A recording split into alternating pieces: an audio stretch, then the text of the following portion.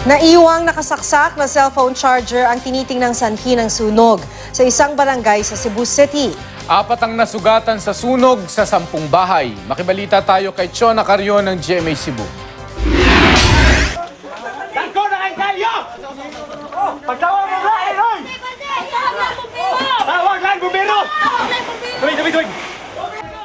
Naglalagablab na apoy ang bumulabog sa mga residente ng Barangay Apa, Cebu City pasado alas 7 kagabi. Mabilis na kumalat ang apoy dahil gawa sa light materials ang karamihan sa mga bahay. Hindi rin madaling nakapasok ang mga fire truck sa lugar dahil makikitid ang kalsada.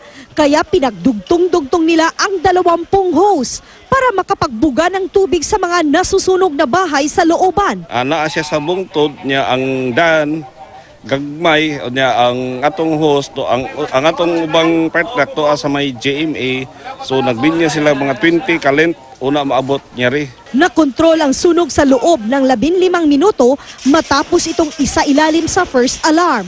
Karamihan sa mga nasunugan walang naisalbang gamit. Hurot gyud og ikoy nakuan mo magikoy. Ha? O kay ang among mga ang kahoy gud kay mga gabok man ang mga balaya gud.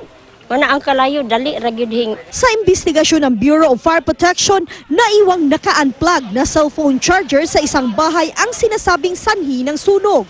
Sugatan sa insidente ang mag-asawang Maximo Kahatol, kanilang anak at ang apo nito. Nagtamo sila ng paso at mga sugat sa iba't ibang bahagi ng katawan habang tumatakas sa apoy na lumamon sa kanilang bahay. Inasikaso sila ng responding medical team. Sa kabuuan, 10 bahay ang nasunog.